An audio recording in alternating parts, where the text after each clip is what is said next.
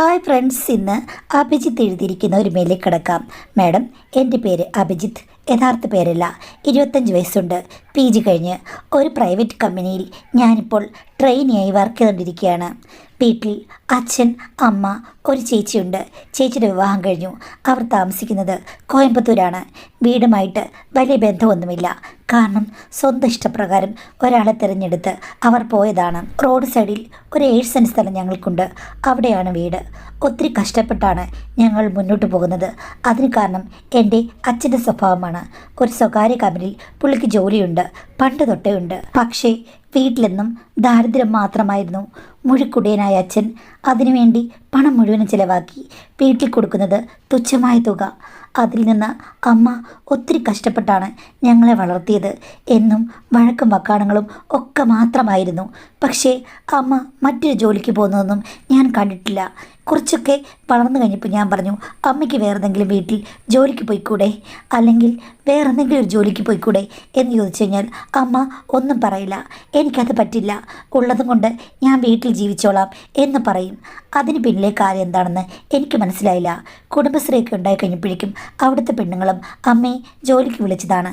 പക്ഷേ പണമില്ല എന്ന് പറഞ്ഞ് അച്ഛനോട് വഴക്കിടുന്നല്ലാതെ അമ്മയായിട്ട് 5 പൈസ ഒരിക്കലും ഉണ്ടാക്കില്ല.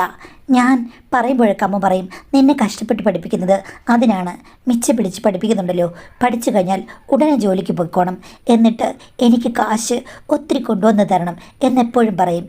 ഇതേ കാര്യം തന്നെ എൻ്റെ ചേച്ചിയോടും പറഞ്ഞിരുന്നു. പക്ഷേ ചേച്ചി അമ്മയുമായിട്ട് മിക്കപ്പോഴും ഉടക്കായിരുന്നു. ചേച്ചിക്ക് ഒരു പ്രയമുണ്ടെന്ന് അറിഞ്ഞു കഴിഞ്ഞപ്പോഴേക്കും അമ്മയോട് വന്ന് ചേച്ചി പറഞ്ഞു, എന്തായാലും പണമില്ല, പത്രാസ്യമില്ല, നല്ല സ്വർണം കൊടുത്തോ സ്ത്രീധനം കൊടുത്തോ പറഞ്ഞയക്കാനും പറ്റില്ല, നല്ല ജോലിയുള്ള ഒരാളെ പ്രേമിച്ചതല്ലേ. അത് പറഞ്ഞപ്പോഴേക്കും അമ്മ വളരെ രോക്ഷാകുലയായിട്ടാണ് പ്രതികരിച്ചത്. അമ്മയ്ക്ക് അതൊന്നും ഇഷ്ടമല്ല. ജാതി മാറിയുള്ള കല്യാണം, അന്യ സംസ്ഥാനത്തിലേക്ക് പോവുക, ഇതൊന്നും നടക്കുന്ന കാര്യമില്ല. മര്യാദയ്ക്ക് വീട്ടിലിരുന്നോ, കല്യാണം കഴിച്ചിരുന്ന് വെച്ച് ഒന്നും വരില്ല. എവിടെയെങ്കിലും പോയി ജോലി ചെയ്ത് 10 കാശ് വീട്ടിലേക്ക് കൊണ്ടുത്താ, എന്നിട്ട് മതി കല്യാണം എന്നൊക്കെ പറഞ്ഞു. ഒരു കണക്കിന് നോക്കുമ്പോൾ പണം അത്യാവശ്യമാണെങ്കിലും ചേച്ചി അതിനു വേണ്ടി കാത്തു നിന്നില്ല. തമിഴ്നാട്ടുകാരനായ അയാളുടെ കൂടെ ഒളിച്ചോടി അങ്ങ് പോയി. അതോടുകൂടി അമ്മയ്ക്ക് വലിയ വിരോധമായി. അത് കഴിഞ്ഞ ശേഷം അച്ഛനോട് മല്ലിടുകയും എന്നിൽ അമിത പ്രതീക്ഷകൾ ഏൽപ്പിക്കുകയും ചെയ്തു. നീ പഠിച്ചു കഴിയുമ്പോഴേക്കും വലിയ നിലയിലെത്തണം, നല്ല കമ്പനിയിൽ പോകണം, നല്ല ജോലി കിട്ടണമെന്ന്. പക്ഷേ ഞാൻ ജസ്റ്റ് PG പാസ്സായെന്നേ ഉള്ളൂ. അത് വെച്ചിട്ട് അമ്മ പറയുന്ന എന്ത് കമ്പനിയിൽ എങ്ങനെ ജോലി കിട്ടാനാണ്, അല്ലെങ്കിൽ എത്ര പൈസ ഉണ്ടാക്കാനാണ്? അമ്മ പറയുന്നത് പോലെ ഒത്തിരി പൈസ ഒന്നും സമ്പാദിക്കാനുള്ള മിടുക്ക് എനിക്കില്ല. പഠിത്തത്തിലും ജോലിയിലുമൊക്കെ ഞാൻ ആവറേജാണ്. ഈ കമ്പനിയിൽ ഇപ്പോൾ തട്ടിമുട്ടി മുന്നോട്ട് പോകുന്നു. കുറച്ച് സാലറി കിട്ടുന്നുണ്ട്.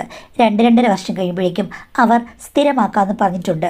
അത് വലിയ സാലറി ഇല്ല, അഡ്ജസ്റ്റ് ചെയ്ത് ജീവിച്ചു പോകാൻ പറ്റും. പക്ഷേ അമ്മ വഴക്കുണ്ടാക്കും.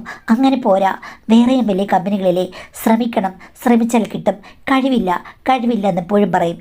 ഞാൻ പറയും, അമ്മയ്ക്ക് കഴിവുണ്ടായിരുന്നെങ്കിൽ അമ്മ എങ്ങനെയെങ്കിലും പണം ഉണ്ടാക്കിയേനെ. അമ്മ സുന്ദരിയായിരുന്നല്ലോ, അച്ഛനെ കളഞ്ഞിട്ട് വേറെ നല്ലൊരു ഭർത്താവിനെ കണ്ടെത്താൻ പാടില്ലേ എന്ന് ചോദിക്കുമ്പോഴേക്കും അമ്മ എന്നെ വഴക്കുണ്ടാക്കി ഓടിച്ചു വിടും. ഇതാണ് വീട്ടിലെ സിറ്റുവേഷൻസ്. എൻ്റെ വീടിനോട് ചേർന്ന് ഒരു പഴയ വീടുണ്ട്. അവിടെ വർഷങ്ങളായി പല വാടകക്കാരും വന്നു പോവുകയാണ്. ഈയിടയ്ക്ക് ആ വീട് ആരോ വാങ്ങിച്ചു. ആ വീട്ടിലേക്ക് ആരാ താമസിക്കാൻ വരുന്നതെന്ന് അമ്മയ്ക്ക് ഭയങ്കര ആകാംക്ഷയായിരുന്നു. അവസാനം വന്നത് ഒരു 40 വയസ്സുള്ള ചേച്ചിയും അവരുടെ ഭർത്താവും. പക്ഷെ ഭർത്താവിന് എന്തുകൊണ്ടും അവരെക്കാൾ ഒത്തിരി പ്രായം കൂടുതലാണ്. ഒരു 55 വയസ്സെങ്കിലും കാണും. കണ്ടു കഴിഞ്ഞാൽ ഒരു കിളവൻ ലുക്ക് തന്നെയാണ്. ആ ചേച്ചി വീട്ടിൽ പരിചയപ്പെടാൻ വന്നു.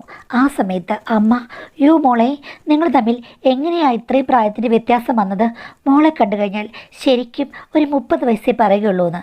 അപ്പോൾ അവർ പറഞ്ഞു, അല്ല ചേച്ചി, എനിക്ക് 40 വയസ്സുണ്ട്, ചേട്ടന് 55 വയസ്സും. അതിന് കാരണമില്ലേ, എൻ്റേത് 2ാം കല്യാണമാണ്. 22ാമത്തെ വയസ്സിൽ എൻ്റെ വിവാഹം കഴിഞ്ഞതാണ്. ഒരു 3 വർഷം കുട്ടികളൊന്നും ഉണ്ടായില്ല. ഭർത്താവ് പിന്നീട് ഒരു അസുഖം വന്ന് മരിച്ചു പോവുകയായിരുന്നു. തിരിച്ച് ഞാൻ വീട്ടിൽ വന്ന് ഒത്തിരി കാലം നിന്നു. എനിക്ക് ജാതകദോഷമുള്ളത് കൊണ്ടാണ് ഭർത്താവ് മരിച്ചു പോയതെന്ന് പറഞ്ഞതുകൊണ്ട് പിന്നീട് ആലോചനകൾ ഒന്നും വന്നില്ല. ഞാൻ ഒരു ബ്യൂട്ടി പാർലറിൽ ഞങ്ങളുടെ ഒരു ബന്ധുവിൻ്റെ അസിസ്റ്റൻ്റായിട്ട് വർക്ക് ചെയ്യുകയായിരുന്നു. പിന്നീടാണ് ചേട്ടൻ എന്നെ പെണ്ണ് കാണാൻ വന്നത്. ചേട്ടൻ്റെ ജാതകവും എൻ്റെ ജാതകവും തമ്മിൽ നല്ല ചേർച്ചയാണ്. അദ്ദേഹത്തിൻ്റെതും രണ്ടാം വിവാഹമാണ്. ആദ്യത്തെ ഭാര്യ മരിച്ചുപോയി. അവരും സർക്കാർ ഉദ്യോഗസ്ഥയായിരുന്നു. ചേട്ടനും വലിയ ഗസറ്റഡ് ഓഫീസറായിട്ടാണ് റിട്ടയർ ചെയ്തത്. ഇപ്പം അങ്ങോട്ട് റിട്ടയർ ആയതേ ഉള്ളൂ. പിന്നെ ഞങ്ങൾ തറവാട്ടിൽ നിന്ന് ഈ സ്ഥലം കണ്ട് ഇങ്ങോട്ട് മാറുകയായിരുന്നു. ഇനി ഞങ്ങൾക്ക് ഇവിടെ വലിയൊരു വീട് വെക്കണം. അപ്പോൾ ഈ സ്ഥലമാണ് നല്ലതെന്ന് എല്ലാവരും പറഞ്ഞു. അങ്ങനെയാണ് വന്നത്. എന്തായാലും അവർ പൂത്ത പണക്കാരാണെന്ന് എനിക്ക് മനസ്സിലായി. അമ്മയും അവർ പോയി കഴിഞ്ഞപ്പോൾ പറഞ്ഞു, മോനെ പമ്പൻ പണക്കാരാണ്, വലിയ വീടാണ് വെക്കാൻ പോകുന്നത്. ഞാൻ പറഞ്ഞു, അത് നല്ല കാര്യമല്ലേ എന്ന്. രക്ഷപ്പെട്ട ആളുകളെങ്കിലും കണ്ടുപഠിക്കടാ പൊട്ട എന്ന് പറഞ്ഞ് അമ്മ എന്നെ കളിയാക്കി. പോകെ പോകെ ചേച്ചി ശുഭ ചേച്ചിയും അമ്മയും തമ്മിൽ ഭയങ്കര കൂട്ടായി. അവരവിടെ എല്ലാ കാര്യത്തിലും അമ്മയാണ് ആശ്രയിക്കുക. അമ്മയാണെങ്കിൽ സംസാരിക്കാൻ ഭയങ്കര മിടുക്കിയാണല്ലോ. പുറം ലോകത്തേക്ക് അധികമൊന്നും ഇറങ്ങിപ്പോകുന്നില്ലെങ്കിൽ കൂടിയും നല്ല രീതിയിൽ സംസാരിച്ച് ആളുകളെ ഒന്ന് ഇമ്പ്രസ് ചെയ്യിക്കാൻ അമ്മയ്ക്ക് നല്ല ഇഷ്ടമാണ്. അങ്ങനെ ശുഭചേച്ചിയോട്ട് അടുത്ത് കഴിഞ്ഞപ്പോഴേക്കും വീട്ടിൽ കുറച്ചൊക്കെ ദാരിദ്ര്യം മാറാൻ തുടങ്ങി. ഞാൻ കൊണ്ടുവരുന്നത് കൊണ്ട് എല്ലാം കറക്റ്റായിട്ട് മുന്നോട്ട് പോകില്ല. അച്ഛൻ കുടിച്ചിട്ട് വന്ന് ഒരിടത്ത് കിടക്കുകയുള്ളൂ. പക്ഷേ ശുഭചേച്ചി അവിടെ വന്നതിൽ പിന്നെ പലതരം പലഹാരങ്ങൾ വീട്ടിലേക്ക് കൊടുത്തുവിടും. രാവിലത്തെ ബ്രേക്ക്ഫാസ്റ്റും ചിലപ്പോൾ അവർ ഉണ്ടാക്കി കൊടുത്തുവിടും. ഈ വീട്ടിലെ സ്ഥിതിയൊക്കെ അവരറിഞ്ഞു. അവർക്ക് അവിടെ ഒരു മകനുണ്ട്. അവന് പ്രായം വളരെ കുറവാണ്, ഒരു 10 വയസ്സ് കാണും. അവിടുത്തെ ചേട്ടൻ ഇപ്പോൾ ആ ഉദ്യോഗമൊക്കെ പെൻഷനായി കഴിഞ്ഞതിൽ പിന്നെ വേറൊരു സ്ഥാപനത്തിൽ എന്തോ നല്ലൊരു ജോലിക്ക് പോവുകയാണ്. അപ്പോൾ പുള്ളി ഭയങ്കര ബിസിയാണ്. വരാൻ വൈകുന്നേരം 8:30 വൈകുന്നേരമാകുമ്പോൾ ആ കൊച്ചുകുട്ടിയും കൊണ്ട് ഞാനാണ് ട്യൂഷന് പോകുന്നത്. അവന് ട്യൂഷന് പോകുന്ന സമയമായപ്പോഴേക്കും ഞാൻ എപ്പോഴും വീട്ടിൽ വരും. എന്തായാലും ചേച്ചിക്ക് എന്നോടുള്ള ഇമ്പ്രഷനും കൂടാൻ അതൊരു കാരണമാക്കി. എന്നെ ഇടയ്ക്കൊക്കെ വിളിച്ച് സംസാരിക്കും. എനിക്കറിയാം നീ ഭയങ്കരമായിട്ട് അങ്ങ് പഠിപ്പിച്ചിട്ടൊന്നുമല്ലെന്ന്. അമ്മ എങ്ങനെ ഒത്തിരി പ്രതീക്ഷകൾ പറയും. എന്നാലും കുഴപ്പമില്ല, ഉള്ള കമ്പനിയിൽ നിന്ന് പടിപടിയായിട്ട് നല്ലൊരു ക്യാഷ് ഉണ്ടാക്കിയെടുക്കണം. പിന്നെ അച്ഛനെ പോലെ കുടിയനാകരുത്, കുടിക്കരുത് കേട്ടോ എന്നൊക്കെ പറയും. ഞാൻ ഓക്കെ ചേച്ചി എന്ന് പറയും. ചേച്ചി സുന്ദരിയായതുകൊണ്ട് ആ ഉപദേശങ്ങൾക്കും ഒരു സൗന്ദര്യമുണ്ട്. ഒരു ദിവസം ഞാൻ ഡ്യൂട്ടി കഴിഞ്ഞ് വന്നു കഴിഞ്ഞപ്പോഴേക്കും അവിടെ അമ്മയും ചേച്ചിയും കൂടെ അടുക്കളപ്പുറത്ത് എന്തോ സംസാരം. ഇനി അവിടുത്തെ മോനെയും കൊണ്ട് ഞാൻ ട്യൂഷന് പോകേണ്ടതാണ്. ഞാൻ വന്ന് പെട്ടെന്ന് ഡ്രസ്സ് മാറി. അകത്ത് ഞാൻ വന്നതും ഡ്രസ്സ് മാറുന്നതൊന്നും അവരറിയുന്നില്ല. 2 പെണ്ണുങ്ങളല്ലേ, ഭയങ്കര സംസാരം. അമ്മ ചോദിക്കുന്നു, അല്ല മോളെ, ഇനി ഒരു കുട്ടിയോട് ഉണ്ടാകാനുള്ള പ്രായം നിനക്കുണ്ടല്ലോ, നിനക്കത്ര വലിയ പ്രായമൊന്നും ആയിട്ടില്ലല്ലോ, ഒരു കുട്ടിയോടെ വേണ്ടേ എന്ന് ചോദിച്ചു കഴിഞ്ഞപ്പോഴേക്കും ചേച്ചി പറയുന്നു, ഓ ഇനി അതൊക്കെ വിദൂരമായ സ്വപ്നമായിട്ട് അവശേഷിക്കും. രണ്ടാമത് ഒരു ചാൻസ് കാണുന്നില്ല ചേച്ചിന്ന്. അപ്പോൾ അമ്മ ചോദിച്ചു, അതെന്താ മോളെ, കാര്യങ്ങളൊന്നും ശരിയായിട്ട് നടക്കുന്നില്ലേന്ന്. ആ നടക്കുന്നുണ്ടെന്ന് പറയാം, പക്ഷേ എന്ത് ചെയ്യാനാ, അതിനുള്ള ഒരു ഊർജ്ജമുള്ള മനുഷ്യനാവണ്ടേ. അതൊന്നുമില്ല ചേച്ചി, മൂർച്ചയില്ലാത്ത കോടാരി പോലെയാണ്. വെട്ടുന്നത് ദിവസവും നടക്കുന്നുണ്ട്, പക്ഷേ പെട്ടെന്ന് വിറകക്ഷണം അങ്ങ് തെറിച്ചു പോകും, അത്രയേ ഉള്ളൂ. 2 പിളർക്കണ്ടേ, അത് മാത്രം നടക്കുന്നില്ല എന്ന് പറഞ്ഞു. അപ്പോഴേക്കും അമ്മ പൊട്ടിച്ചിരിച്ച്, നീ ഇങ്ങനെ ഉപമകളൊക്കെ പറയാൻ മിടുക്കിയാണല്ലോ, നിനക്ക് നല്ല ആഗ്രഹമുണ്ടെന്ന് തോന്നുന്നു. അത് പിന്നെ ആഗ്രഹം കാണാതിരിക്കുമോ, ചേച്ചിക്ക് ആഗ്രഹമില്ലേ? അത് കേട്ട് കഴിഞ്ഞപ്പോൾ എൻ്റെ അമ്മ പറയുന്നു, എൻ്റെ ആഗ്രഹങ്ങളെപ്പറ്റി ഇനി പറഞ്ഞിട്ട് യാതൊരു കാര്യമില്ല മോളെ. എനിക്ക് ഈ വാക്സാമർത്ഥ്യം മാത്രമേ ഉള്ളൂ. ഉള്ളിൻ്റെ ഉള്ളിൽ എനിക്ക് ഇരുട്ട് വരുമ്പോൾ പേടിയാണ്, പുറത്തിറങ്ങാൻ പോലും പറ്റില്ല. അങ്ങനെയാണ് ഞാൻ വളർന്നത്. എൻ്റെ മോഹങ്ങളൊന്നും നടന്നില്ല. കല്യാണം കഴിഞ്ഞ് എങ്ങനെയോ പെട്ടെന്ന് 2 കുട്ടികളുണ്ടായി. അത് കഴിഞ്ഞപ്പോഴേക്കും അങ്ങയുടെ കൂടി പരമോന്നതിയിലായി. ഇപ്പോഴും ദേ ഇങ്ങനെ തന്നെ നടക്കുന്നു. ചേച്ചിക്ക് എതിർക്കാൻ പാടില്ലായിരുന്നു. ഓ എതിർത്തിട്ട് കാര്യമില്ല, ഞാൻ ഒത്തിരി ഉപദേശിച്ചു. എൻ്റെ കഴിവ് നാക്കിൽ മാത്രമേ ഉള്ളൂ മോളെ, അല്ലാതെ വേറൊന്നിനുമില്ല. പിന്നെ ചെക്കനോടൊന്നും ഞാൻ അത് പറയാറില്ല. പരാജയം സമ്മതിച്ചു കൊടുക്കാൻ എനിക്ക് മടിയാണ്. എൻ്റെ ജീവിതം ഇങ്ങനെയായി. മക്കളും പ്രതീക്ഷയ്ക്കൊത്ത് ഉയരുന്നില്ല. മോക്കാണെങ്കിൽ വീട്ടിൽ ഇടയ്ക്ക് വിറക് വെട്ടാനെങ്കിലും അദ്ദേഹം ശ്രമിക്കുന്നുണ്ട്. ഇവിടെ വിറകുമില്ല, പിന്നെ വെട്ടാനൊരു കോടാലിയുമില്ല മോളെ. പണ്ടേ കോടാലിക്കൈ ഒടിഞ്ഞു കിടക്കുക എന്ന് പറഞ്ഞു. അപ്പോഴേക്കും അവർ ചിരിക്കാൻ തുടങ്ങി. ആഹാ, ചേച്ചിയും ഭയങ്കര മിടുക്കിയാണല്ലോ എന്ന് അമ്മ പറഞ്ഞു. ആ നാക്കിൻ്റെ മിടുക്കെനിക്കുണ്ട് മോളെ, ഇല്ലെങ്കിൽ പിന്നെങ്ങനെയാണ് ഈ ലോകത്തിൽ ജീവിച്ചു പോവുക. എന്തായാലും വേറെ ശല്യമൊന്നുമില്ല, കുടിച്ചിട്ട് അവിടെ വന്ന് കിടക്കും. പക്ഷേ ദാരിദ്ര്യം അത് മാറുന്നില്ലല്ലോ മോളെ എന്ന് പറഞ്ഞു കഴിഞ്ഞപ്പോഴേക്കും ചേച്ചി പറഞ്ഞു, അതൊന്നും സാരമില്ല, അതൊക്കെ ശരിയാകും. അവനെ ഞാൻ ഉപദേശിക്കുന്നുണ്ട്. പടിപടിയായിട്ട് അവൻ മാറും, അവന് നല്ലൊരു പ്രൊമോഷൻ ആ കമ്പനിയിൽ തന്നെ കിട്ടും, നല്ല കമ്പനിയാ, ഞാൻ അന്വേഷിച്ചിരുന്നു എന്ന് പറഞ്ഞു. എൻ്റെ പൊന്നുമോളെ, കാണാൻ കൊള്ളാവുന്നേ ഉള്ളൂ, അല്ലാതെ ഒരു ബോധമില്ലാത്ത ചെക്കനാ, ഒന്നും അറിയില്ല, ആരോടും വലിയ കൂട്ടുമില്ല, വലിയ കഴിവുമില്ല. അപ്പോൾ ചേച്ചി പറയുന്നു, ആ കാണാൻ നല്ല സൂപ്പർ ചെക്കനല്ലേ, അവന് നല്ലൊരു പെണ്ണിനെ കിട്ടും, അതോടുകൂടി ചേച്ചിയുടെ എല്ലാ പ്രശ്നങ്ങളും മാറും. പിന്നെ കാണാൻ സൗന്ദര്യമുണ്ടെന്ന് വെച്ചിട്ട് ഇപ്പം പെണ്ണുങ്ങൾ വന്ന് കൂടുക, അതിനുള്ള കഴിവൊന്നും അവനില്ല. ഓ, ചേച്ചി പറഞ്ഞ പോലെ അവന് കുഴപ്പമൊന്നുമില്ല, അവനോട് ഞാനെപ്പോഴും മിണ്ടുന്നല്ലേ, അവന് ഭയങ്കര സ്മാർട്ടാണ്. ആ എന്തായാലും നീ ഇങ്ങനെ പറഞ്ഞു കേട്ടിട്ടുള്ളൂ, എല്ലാം നന്നാവും ചേച്ചി, ചേച്ചി വിഷമിക്കണ്ട എന്ന് പറഞ്ഞു. എന്തായാലും ശുഭചേച്ചിയുടെ സാമീപ്യം എനിക്ക് വലിയൊരു സപ്പോർട്ടായിരുന്നു. പോസിറ്റീവായിട്ടാണ് അവർ എല്ലാ കാര്യങ്ങളും എടുക്കുന്നത്. ഇടയ്ക്കിടയ്ക്ക് എന്നോട് പറയും, എടാ പണമൊക്കെ എൻ്റെ കയ്യിൽ ആവശ്യത്തിനുണ്ട്, എൻ്റെ വീട്ടുകാർ വലിയ പണക്കാരൊന്നും അല്ലെങ്കിലും ഇദ്ദേഹമില്ലേ എൻ്റെ ഭർത്താവ്, പൂത്ത പണമെന്ന് പറഞ്ഞു കഴിഞ്ഞാൽ അത്ര തന്നെയുണ്ട്, കോടികൾ അദ്ദേഹത്തിന് സ്വത്തായിട്ടുണ്ട്, അതറിയാമോ? പിന്നെ അതൊക്കെ കുറച്ച് മലമുകളിൽ റബ്ബർ തോട്ടം അങ്ങനെയൊക്കെയാണ്, വീട് വെക്കാൻ പറ്റിയ സ്ഥലമൊന്നുമല്ല, അവിടെ വീട് വെച്ചിട്ട് കാര്യമില്ല, അതുകൊണ്ട് ഈ സ്ഥലം വാങ്ങിച്ചതേ ഉള്ളൂ, അല്ലാതെ വേറെ പ്രശ്നങ്ങളൊന്നുമില്ല, ഇഷ്ടം പോലെ പണം ബാങ്കിലും കിടപ്പുണ്ട്, അതുകൊണ്ട് നിനക്ക് എന്താവശ്യമുണ്ടെങ്കിലും എന്നോട് ചോദിക്കാമെന്ന്. ഞാൻ പറഞ്ഞു, എന്തെങ്കിലും ആവശ്യം വരികയാണെങ്കിൽ ഞാൻ ചോദിക്കാം ചേച്ചിന്ന്. ആ നീ ചോദിക്കണേ എന്ന് പറഞ്ഞ് എന്നെ നുള്ളുകയും മറ്റും ചെയ്യും. കുറേ നാൾ കഴിഞ്ഞപ്പോഴേക്കും ചേച്ചിക്ക് എന്നോട് അസാധാരണമായ ചില അടുപ്പങ്ങൾ ഉണ്ടാകാൻ തുടങ്ങി. അങ്ങോട്ട് പോകുമ്പോഴും ഇങ്ങോട്ട് പോകുമ്പോഴും എന്നെ ഒന്ന് നുള്ളുക, തള്ളുക, കിള്ളുക. ചില സമയത്ത് പറയും, നീ സ്പ്രേ അടിച്ചില്ലെങ്കിലും ആണുങ്ങൾക്കുള്ള ഒരു നല്ല മണം നിനക്കുണ്ടെന്ന്. പക്ഷേ ചേച്ചിയുടെ ദേഹത്തു നിന്നും എപ്പോഴും നല്ല സുഗന്ധമാണല്ലോ വരുന്നത്, നല്ല സ്പ്രേ ഒക്കെ അടിച്ചാണല്ലോ ചേച്ചി നടക്കുന്നത്. അതെനിക്ക് മസ്റ്റാടാ. കാര്യം പെണ്ണുങ്ങളുടെ മുടിയെക്കുറിച്ചൊക്കെ പലരും കംപ്ലൈൻറ്റ് പറയും, മുടിയിൽ ഒരു നല്ല ഗന്ധമൊന്നുമല്ല, ദേഹത്ത് നല്ല ഗന്ധമല്ലെന്ന്. എനിക്കങ്ങനെയല്ല, ഭയങ്കര വൃത്തിയായിട്ടിരിക്കണം, നല്ല സ്പ്രേ ഒക്കെ അടിച്ച് എപ്പോഴും ഒരുങ്ങി നിൽക്കണം, എപ്പോഴും ഫ്രഷായി തോന്നണം. അതെനിക്ക് തന്നെ ഒരു ആത്മവിശ്വാസമാണ്. അങ്ങനെയല്ലേ പെണ്ണുങ്ങൾ നിൽക്കേണ്ടത്? പുരുഷന്മാരെല്ലാം പെണ്ണുങ്ങളെ അങ്ങനെയല്ലേ കാണുന്നത് എന്ന് ചോദിച്ചു. ഞാൻ പറഞ്ഞു, അതൊക്കെ തന്നെ, പക്ഷേ ചേച്ചി പറഞ്ഞത് കേട്ടല്ലോ, അവിടെ കോടാലി ഇല്ലെന്നോ, കോടാലി പോയെന്നോ, കോടാലി ഒടിഞ്ഞെന്നോ ഒക്കെ പറഞ്ഞ് കേട്ടല്ലോ എന്ന്. ആഹാ, അപ്പം ഞാനും ചേച്ചിയോട് സംസാരിക്കുന്നതൊക്കെ ഒളിഞ്ഞെന്ന് കേൾക്കുകയാണ്. നിൻ്റെ പ്രധാന പണിയില്ലേ ഇതെപ്പം പറഞ്ഞതാണ്, ഞങ്ങൾ വന്നപ്പോൾ പറഞ്ഞ കാര്യമാണ്, അത് നീ മനസ്സിലിട്ടുകൊണ്ട് നടക്കുകയാണ്. ഇത്രയും നാൾ നീ എന്നെ ആ കണ്ണുകളിൽ കൂടിയാണ് കണ്ടതല്ലേ? ഞാൻ പറഞ്ഞു, അങ്ങനൊന്നുമില്ല ചേച്ചി, പറഞ്ഞപ്പം ഞാൻ പറഞ്ഞതേ ഉള്ളൂ. യഥാർത്ഥത്തിൽ അങ്ങനെ എന്തെങ്കിലും പ്രശ്നങ്ങളുണ്ടോ ചേച്ചി എന്ന് പറഞ്ഞപ്പോൾ ചേച്ചി എൻ്റെ കയ്യിൽ പിടിച്ചിട്ട് പറഞ്ഞു, പ്രശ്നങ്ങളുണ്ടടാ, പ്രശ്നങ്ങളില്ലാത്ത ഏത് വീടാ ഉള്ളത്? എല്ലാ സ്ത്രീകൾക്കും മോഹങ്ങളുണ്ട്, മോഹങ്ങൾ എപ്പോഴും നടക്കണമെന്നില്ല. അതേപോലെ എൻ്റെ ഭർത്താവിന് മോഹങ്ങളുണ്ട്, പക്ഷേ മോഹങ്ങളിലേക്ക് പോകാൻ പറ്റിയ ഒരു ഊർജം അദ്ദേഹത്തിനില്ലെങ്കിൽ അദ്ദേഹം എന്താ ചെയ്യുക? അതൊക്കെ നോക്കി നടന്നാൽ ഇത്രയും ലക്ഷറിയായിട്ട് ജീവിക്കാൻ പറ്റുമോ? അദ്ദേഹത്തിൻ്റെ കൂടെ വന്നതിൽ പിന്നെയല്ലേ ഞാൻ ഇത്രയും മെച്ചപ്പെട്ടത്.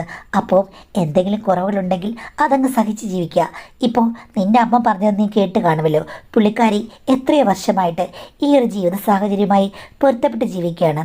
പെണ്ണുങ്ങളാണെങ്കിലും ആണുങ്ങളാണെങ്കിലും അങ്ങനെ തന്നെയാണ്. എല്ലാവരും എടുത്ത് മതിൽക്കെട്ട് ചാടി ഓടിപ്പോവുകയല്ല, പക്ഷെ തോന്നില്ല എന്ന് പറയില്ല.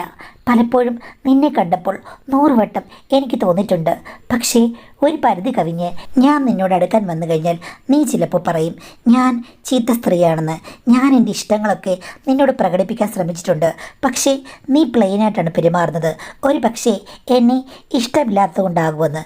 ഞാൻ അത് കേട്ട് പറഞ്ഞു, ഇഷ്ടമില്ലാത്തതുകൊണ്ടല്ല, എനിക്ക് പേടിയാണ്. ഇങ്ങനെയുള്ള അനുഭവങ്ങളൊന്നും എൻ്റെ ജീവിതത്തിൽ ഉണ്ടായിട്ടില്ലെന്ന്. ആ അതമ്മ പറഞ്ഞു, ഒരു മണ്ടൻ കുട്ടാപ്പിയാണെന്ന്. ഒന്ന് പോ ചേച്ചി, ഞാൻ മണ്ടനൊന്നുമല്ല. ആ മണ്ടനല്ലെങ്കിൽ മോനെ ഉണർത്തിയെടുത്ത് ഉണർന്ന് പ്രവർത്തിക്കേണ്ട സമയമായിടാ എന്ന് പറഞ്ഞ് പുള്ളിക്കാരിയെ ഒന്ന് കിള്ളി. ഞാനാണെങ്കിൽ നിലത്ത് നിന്ന് ചാടി. ആ സമയത്ത് ഞങ്ങൾ അവിടെ വീടിൻ്റെ ഒരു സൈഡിൽ നിൽക്കുകയാണ്. പൂച്ചെടികൾക്കൊക്കെ ഒന്ന് വെള്ളം തളിച്ചുകൊണ്ട് അദ്ദേഹം അവിടെ ഇല്ലാത്ത സമയമായിരുന്നു. പക്ഷേ അമ്മ അടുക്കളയിൽ നിന്ന് ഞങ്ങളുടെ സംസാരം കാണുന്നുണ്ടായിരുന്നു. എൻ്റെ ചാട്ടവും കണ്ടു. ഞാൻ തിരിച്ച് വീട്ടിൽ വന്നു കഴിഞ്ഞപ്പോഴേക്കും അമ്മ ചോദിച്ചു, എന്താടാ അവിടെ ശുഭയുമായി നീ വല്ലാതങ്ങ് അടുക്കുന്നുണ്ടല്ലോ, അതിർത്തികൾ നീ ലംഘിക്കുമോ? അവിടെ എന്തോ ഇക്ലിയാക്കുകയോ നീ ചാടുകയോ തുള്ളുകയൊക്കെ ചെയ്യുന്നത് കണ്ടല്ലോ. നാട്ടുകാരെ വല്ലതും കണ്ടു കഴിഞ്ഞാൽ എന്ത് വിചാരിക്കാനാ? എൻ്റെ ചേച്ചിപ്പുരല്ലേ ഉള്ളൂ. ആ അതൊക്കെ നിനക്ക് നാട്ടുകാർ കണ്ടു കഴിഞ്ഞാൽ എന്ത് വേണമെങ്കിലും പറയാം. രണ്ടും കൂടെ പരസ്യം ആദ്യമായിട്ട് തത്തിത്തുള്ളുന്നത് നിർത്തണമെന്ന് പറഞ്ഞു. ഒന്ന് പോവമ്മേ, അമ്മ ആവശ്യമില്ലാത്തൊരു കാര്യത്തിൽ ഇടപെടാതെ. ചേച്ചി എന്ത് വിചാരിക്കുമെന്ന് പറഞ്ഞു. രണ്ടിൻ്റെ സംസാരം കണ്ടു കഴിഞ്ഞപ്പോഴേക്കും അത്ര പന്തിയായിട്ട് എനിക്ക് തോന്നിയിട്ടില്ല. നിനക്ക് ഇളക്കം കുറവാണ്, അവൾക്ക് പക്ഷേ നല്ല ഇളക്കം ഉണ്ടെന്ന് എനിക്കറിയാം. സൂക്ഷിച്ചാൽ ദുഃഖിക്കേണ്ട എന്നമ്മ പറഞ്ഞു. ഒന്ന് പോവമ്മേ. ഞാൻ ആ വിഷയം വിട്ടതുപോലെ സംസാരിച്ചു. പിന്നീട് ചേച്ചിയോട് ഞാൻ ഒരു ദിവസം പറഞ്ഞു, നമ്മളന്ന് പുറത്തുനിന്ന് സംസാരിച്ചില്ലേ, ചേച്ചി എന്നെ കിള്ളുകയും നുള്ളുകയും ചെയ്തില്ലേ, അതമ്മ കണ്ടു. പുറത്തു നിന്ന് ഇങ്ങനെയൊക്കെ കാണിച്ചു കഴിഞ്ഞാൽ നാട്ടുകാരെ വല്ലതും കണ്ടാൽ തെറ്റിദ്ധരിക്കുന്ന അമ്മ പറഞ്ഞെന്ന് പറഞ്ഞു. ആഹാ, എന്ത് തെറ്റിദ്ധരിക്കാനാ, തെറ്റിദ്ധരിക്കുന്നവർ അങ്ങോട്ട് ധരിക്കട്ടെ എന്നൊക്കെ പറഞ്ഞു ചേച്ചി. അന്നും ചേച്ചി എന്നോട് നിനക്ക് എന്നോടുള്ള ആറ്റിറ്റ്യൂഡ് എങ്ങനെയാ എന്നൊക്കെ ചോദിച്ചു. ഒന്ന് പോ ചേച്ചി, എന്നെ കളിയാക്കാനല്ലേ എന്ന് ചോദിച്ചു. അല്ലടാ നീ പറ എന്നൊക്കെ പറഞ്ഞ് പുള്ളിക്കാരി ഇത്തിരി കൊഞ്ചി. പക്ഷേ ആ സമയത്തേക്ക് അമ്മ വിളിച്ചു. പിന്നെ ഞങ്ങൾ കുറച്ച് ദിവസത്തേക്ക് അങ്ങനെ നിന്ന് സംസാരിച്ചില്ല, കാര്യം എല്ലാവരും ഉണ്ടായിരുന്നു. അത് കഴിഞ്ഞ് ഒരു ദിവസമല്ലേ എൻ്റെ അമ്മ ഒരു ഉച്ചയായി കഴിഞ്ഞപ്പോഴേക്ക്, അന്ന് എനിക്ക് ജോലിയില്ല, ഞാൻ ഉച്ചമയക്കത്തിന് തുടങ്ങിയാണ്. അമ്മ എൻ്റെ മുറിലേക്ക് വന്നു. എടാ നീ ഉറങ്ങാൻ കിടന്നു? ഇല്ല. എനിക്ക് നിന്നോട് ഒരു കാര്യം പറയാനുണ്ട്. എന്താമേ? ശുഭയെക്കുറിച്ചാണ്. എന്താ അമ്മ പുതിയ കുറ്റം കണ്ടുപിടിച്ചോ? കുറ്റമൊന്നും ഞാൻ കണ്ടുപിടിച്ചില്ല. നമുക്ക് രക്ഷപ്പെടാനുള്ള വഴി, 10 പണം ഉണ്ടാക്കാനുള്ള വഴി, അത് ശുഭ വഴി ഉണ്ടാകുമെന്ന് ഞാൻ ചോദിച്ചു. എന്താ ചേച്ചി എനിക്ക് പുതിയ ജോലി വല്ലതും വാങ്ങിത്തരുമോ, അതോ ചേച്ചിയുടെ സ്വത്ത് എനിക്ക് പാതി എഴുതിത്തരുമോയെന്ന്. അപ്പം അമ്മ പറഞ്ഞു, നീ ഇങ്ങനെ കളിയാക്കൊന്നും വേണ്ട, അവൾ നല്ല സ്വത്തുള്ളവളാണ്. പക്ഷേ ആ സ്വത്തെല്ലാം ഭർത്താവിൻ്റെതാണ്. പക്ഷെ പണം അത് മുഴുവൻ അവളാണ് കൈകാര്യം ചെയ്യുന്നത്. അതിനിപ്പം ഞാൻ എന്ത് വേണം? നീ അല്ലേടാ അവളോട് ചെന്ന് പറഞ്ഞത്. ഞാൻ പറഞ്ഞു നാട്ടുകാരൊക്കെ നിങ്ങളെ കണ്ടു കഴിഞ്ഞാൽ സംശയിക്കുമെന്ന്. അതമ്മ പറഞ്ഞതല്ലേ. അപ്പോൾ നീ അവളോട് ഉടനെ തന്നെ ഞാൻ പറഞ്ഞതെല്ലാം ചെന്ന് പറയണമെങ്കിൽ നിങ്ങൾ തമ്മിൽ എന്തോ ഒരു അന്തർധാരയില്ലേ? അയ്യോ, ഒരു അന്തർധാരയില്ല, 2 കണക്കാ. പക്ഷേ അവൾ ഞാൻ കൂടുതൽ അങ്ങോട്ട് സംസാരിച്ചു കഴിഞ്ഞപ്പോഴേക്കും നിന്നോട് മനസ്സിനുള്ളിൽ ഇഷ്ടമാണെന്നും അവൾ തുള്ളിത്തുളുമ്പാൻ കാത്തു നിൽക്കുകയാണെന്നാ അവൾ എന്നോട് പറഞ്ഞത്. അമ്മ എന്തൊക്കെയായി പറഞ്ഞത്? അയ്യോ, അവനൊന്നും അറിയില്ല, പഞ്ചപാവം. എടാ എങ്കിൽ ഞാൻ നമുക്ക് ഗുണമുള്ളൊരു കാര്യം ഏറ്റെടുത്തിട്ടുണ്ട്. അവളോട് ഞാൻ പറഞ്ഞു, ഇനി ഒരു 5 വർഷം നിൻ്റെ കല്യാണം എന്തായാലും ഉടനെയൊന്നും നടക്കില്ല, നിനക്ക് നല്ല ജോലി ആകുമെന്നും അറിയില്ല. ആ 5 വർഷം നിനക്ക് ഫ്രീ ആയിട്ട് അവളോടൊത്ത് ഒന്നിച്ച് യാത്ര ചെയ്യാം. ഭർത്താവ് അറിയരുത്, അവളുടെ ഭർത്താവ്, പിന്നെ ഇവിടുത്തെ ആരും അറിയരുത്, നാട്ടുകാരും അറിയരുത്. കാര്യങ്ങളൊക്കെ മുറ പോലെ നടക്കണം. അവൾക്ക് വലിയ ആഗ്രഹങ്ങളുണ്ട്. ആ ആഗ്രഹങ്ങളുടെ കൊടിമുടിയിൽ നീ കൊണ്ടുപോയി വലിയൊരു കൊടിമരം സ്ഥാപിക്കുക. അതോടുകൂടി അവൾ നിനക്ക് ഒത്തിരി ഒത്തിരി ഉപകാരങ്ങൾ ചെയ്യും. അമ്മ എന്തായി പറഞ്ഞത്? എടാ ഞാൻ പറഞ്ഞ പോലെ നീ കേൾക്കുക, നിങ്ങൾ തമ്മിൽ കൂടുതൽ അടുക്കുക, അത് നമുക്ക് പ്രയോജനമായിരിക്കും. അവൾ നിനക്ക് ഇഷ്ടം പോലെ പണം തരാൻ തയ്യാറാണ്, അത് നമുക്ക് ഉപകാരപ്രദമാകും. എന്തായാലും നിനക്കെപ്പോൾ പ്രൊമോഷൻ കിട്ടുമെന്നോ നീ ഗൾഫിൽ പോകുമെന്നോ ഒന്നും അറിയില്ല. കുറച്ച് താമസിച്ചാണെങ്കിലും നല്ലപോലെ പണം ഉണ്ടാക്കിയിട്ട് നിനക്ക് രക്ഷപ്പെടാം. അവളാണെങ്കിൽ വഴിമുട്ടി നിൽക്കുകയാണ്, നീ അങ്ങ് വഴി തെളിച്ചു കൊടുക്കുക, കാര്യങ്ങളൊക്കെ ആകും. അമ്മയ്ക്ക് എന്താ, അമ്മ എന്തൊക്കെയായി പറഞ്ഞത്? എടാ കൂടുതൽ ഇങ്ങോട്ട് കിടന്ന് നാടകം കളിക്കേണ്ട കാര്യമില്ല, ഞാൻ പറഞ്ഞത് വ്യക്തമായിട്ട് നിനക്ക് മനസ്സിലായി. അങ്ങനെ അങ്ങ് പോവുക, ഞാൻ അവളോട് പറഞ്ഞിട്ടുണ്ട്. ഇനിയിപ്പം ചോദ്യവും പറച്ചിലും ഒന്നും വേണ്ട, പ്രവൃത്തി മാത്രം മതി. അവൾ നിന്നോട് പറയും സാഹചര്യമുള്ളപ്പോൾ ആ സമയത്ത് പോവുക, ഞാനിവിടെ കാണും. നീയും മാനേജ് ചെയ്തോളൂ കാര്യങ്ങൾ, ഞാനും ആരും അറിയാതെ മാനേജ് ചെയ്യാം. അവളുടെ ഭർത്താവ് അറിയാതെ നീ ഒത്തിരി ശ്രദ്ധിക്കണം. ബാക്കിയുള്ള കാര്യങ്ങളൊക്കെ ഞാൻ നോക്കിക്കോളാം. എൻ്റെ മൗനം സമ്മതമാണ്, ഞാനിവിടെ ഉണ്ട്. പിന്നെ നീ ചോദിക്കും, ഒരമ്മ എന്തിനാണ് ഇത്രയും വലിയ തലയുടെ കാണിക്കുന്നതെന്ന്. രക്ഷപ്പെടാൻ അങ്ങനെ എന്ത് വഴി കിട്ടുമെന്ന് പറഞ്ഞാലും ഞാൻ കാണിക്കും. പക്ഷേ രക്ഷപ്പെടാൻ അമ്മ ഒരു ജോലിക്ക് പോകാൻ പോലും തയ്യാറല്ലോ. അതൊന്നും എനിക്ക് ശീലമില്ല, അങ്ങനെ പുറത്തിറങ്ങുന്ന ഒരു കാര്യമില്ല. എനിക്ക് മറ്റുള്ളവരെ കൊണ്ട് പ്രയോജനമുണ്ടാക്കുക, എൻ്റെ ഭർത്താവിനെ കൊണ്ടോ ഇല്ല. മക്കളിൽ ഒരാൾ പോയി, നിന്നെ പ്രതീക്ഷിച്ചിരിക്കുകയാണ്. ഇപ്പോൾ നീ വഴി ഇത്രയും ഗുണമുണ്ടാകാൻ പോന്നു, നീ പോയേ പറ്റൂ എന്ന് പറഞ്ഞു. പിന്നെ അധികം ഞാൻ തർക്കിച്ചില്ല. കാര്യം രോഗി ഇച്ഛിച്ചതും പാല്, വൈദ്യൻ കൽപ്പിച്ചതും പാല് എന്നാണല്ലോ. ചേച്ചി എന്നോട് പറഞ്ഞു, അമ്മ എന്തായാലും നമുക്ക് സപ്പോർട്ടുള്ളത് വളരെ നല്ലതാണ്, നമുക്കൊരു പ്രൊട്ടക്ഷൻ ആവശ്യമാണ് എന്ന് പറഞ്ഞ് കിളിവാതിൽ നീക്കി എന്നെ അറവാതിലേക്ക് അവർ ക്ഷണിച്ചു. ഞാൻ ചെന്ന് കഴിഞ്ഞപ്പോൾ വിശാലമായ പല അന്തഃപുരങ്ങളും ഞാൻ കയറിറങ്ങി കണ്ടു. അവർ ഒരു പടക്കുതിരയാണെന്നും പടത്തലവിയാണെന്നും എനിക്ക് മനസ്സിലായി. എൻ്റെ ജീവിതത്തിലെ പുതിയ അധ്യായം അവിടെ കുറിക്കുകയായിരുന്നു. എന്തെങ്കിലും പ്രശ്നമുണ്ടാകുമോ ചേച്ചി, നമ്മൾ ശ്രദ്ധിക്കണ്ടെന്ന് ചോദിക്കുമ്പോൾ ചേച്ചി പറയും, എന്ത്, ഇനിയിപ്പം ഒരു പ്രശ്നം ഉണ്ടാകില്ല, എനിക്ക് ആ പ്രായമൊക്കെ കഴിഞ്ഞു മോനെ ചക്കരെ എന്ന് പറഞ്ഞുകൊണ്ട് കുതിരപ്പുറത്തേറി സൂര്യ തേജസ്സോടുകൂടി ഉടവാൾ ഉറയിൽ നിന്നൂരിയെടുത്ത് അവർ യുദ്ധത്തലവിയായി യുദ്ധം ചെയ്യുകയായിരുന്നു. അതിൽ ഞാനും ഒരു പടയാളിയായി, ഒറ്റ പടയാളിയായി കൂട്ടുചേർത്ത് മുന്നണിയിലേക്ക് പോയി. 30 വയസ്സിൽ ഞാൻ കല്യാണം കഴിക്കണമെന്നാണ് അമ്മ പറഞ്ഞിരുന്നത്.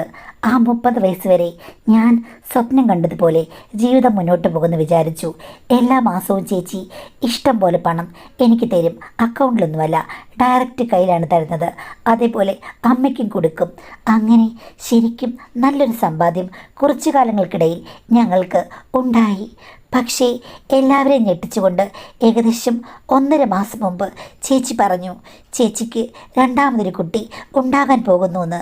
ആ സമയത്ത് ഞാൻ, ചേച്ചി ഇതെങ്ങനെ സംഭവിച്ചു, ഒന്നും നടക്കാത്ത കാലഘട്ടമാണെന്നല്ലേ പറഞ്ഞത് എന്ന് പറയുമ്പോൾ ചേച്ചി പറഞ്ഞു, നീ വിഷമിക്കേണ്ട കാര്യമൊന്നുമില്ല, അതിപ്പം നടന്നല്ലോ, എന്ത് ചെയ്യാനാ, എന്തായാലും ഞാൻ റെസ്റ്റാണ്, മോൻ ഇതിനെക്കുറിച്ച് ഇനി ചിന്തിക്കേണ്ട, ചേച്ചിക്ക് നല്ലൊരു അനിയനായി കൂട്ടു നിൽക്കാൻ പറഞ്ഞു. ഇനി നീ എൻ്റെ സഹോദരനായിരിക്കും കുറച്ചു കാലം, ഏകദേശം 1.5 വർഷം, അങ്ങനെയാകാവൂ, വേറെ ഒരിഷ്ടവും എന്നോട് പ്രകടിപ്പിക്കരുത് എന്ന് ചേച്ചി പറഞ്ഞു. ഞാനത് കേട്ട് ശരിക്കും ഞെട്ടിപ്പോയി. കാര്യം എനിക്ക് അവരോട് അത്രയ്ക്ക് അടുപ്പമുണ്ടായിരുന്നു. പെട്ടെന്ന് ഇങ്ങനൊരു തടസ്സം വന്നു കഴിഞ്ഞപ്പോഴേക്കും എനിക്കത് ഉൾക്കൊള്ളാൻ പറ്റിയില്ല. ഞാൻ ചെറിയ വഴക്കുണ്ടാക്കി. അവരത് അമ്മയോട് പറഞ്ഞു. അമ്മ വന്ന് എന്നെ ഉപദേശിച്ചു, നീ എന്താ വിചാരിച്ചത്, അവൾക്ക് ഒരു ലക്ഷ്യമുണ്ടായിരുന്നു, അടുത്തൊരു കുട്ടി, അത് നേടിയെടുക്കാൻ വേണ്ടിയിട്ടാണ് അവരും ഞാനും കൂടി ആ ടാർഗറ്റ് ഏറ്റെടുത്തത്. അവൾ ഇപ്പം തന്നെ നിനക്ക് ഒരു വമ്പൻ തുക തരും, അതുപോലെ എനിക്കും തരും.